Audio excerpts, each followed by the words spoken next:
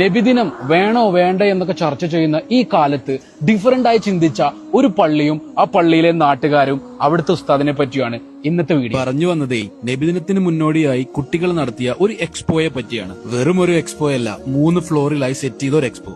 ഓരോ ഫ്ലോറിനും ഓരോ പേരുകളുണ്ട്. ദുൽദുൽ, ഹുദ് ഹുദ്, ബുൽബുൽ. ആദ്യത്തെ ഫ്ലോറായ ദുൽദുല്ല് മൂസാ നബിയുടെ ചരിത്രം മുതൽ ഇങ്ങ് ചന്ദ്രയാൻ വരെ ഇസ്ലാമിക് ചരിത്രവും ശാസ്ത്രവും അതിമനോഹരമായി എക്സ്പ്ലെയിൻ ചെയ്തു തരുന്ന കുട്ടികളും. നശിപ്പിക്കാൻ വേണ്ടിയിട്ട് അർബത്തും സൈന്യം വരികയാണ്. അവർ ആനത്തെ ചന്ദനെ പിളർത്തിയതാണ്. നബിക്ക് കിട്ടിയ ഒരു മുഴുസത്താണിത്.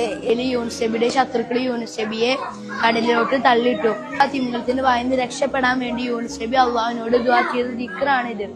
ലാ ഇലാഹ ഇല്ലാ അൻത സുബ്ഹാനക ഇന്നി കുൻതു മിനൽ ളാലിമീൻ.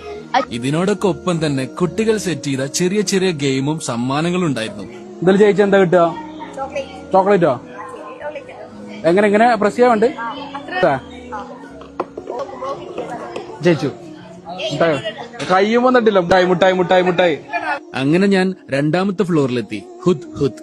ഹുദ് ഹുദില് ഹജ്ജും ഉംറയും എങ്ങനെ ചെയ്യണമെന്നും ഹജ്ജിനും ഉംറക്കും നമ്മൾ പോകുമ്പോ എന്തെല്ലാം നിയമങ്ങൾ പാലിക്കണം എന്നുള്ള കൃത്യമായ എക്സ്പ്ലനേഷൻ പക്വതയോട് കൂടിയാണ് ആ കുട്ടികൾ എനിക്ക് എക്സ്പ്ലെയിൻ ചെയ്തു തന്നത്.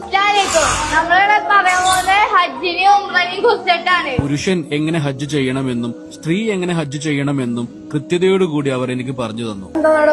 പറഞ്ഞു രണ്ടാമത്തെ കാര്യമാണ് ഈ കാര്യങ്ങളെല്ലാം കൃത്യതയോടുകൂടി ചെയ്യുന്നത് കൊച്ചു കുട്ടികളാണ്.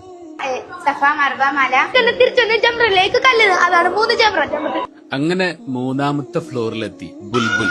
നമ്മളെ ഒരുപാട് ചിന്തിപ്പിക്കുന്ന ഫ്ലോറാണ് ബുൽബുൽ. രോഗിയെ സന്ദർശിക്കാൻ ഇസ്ലാമിലെ സുന്നത്തുള്ള ഒരു കാര്യമാണ്.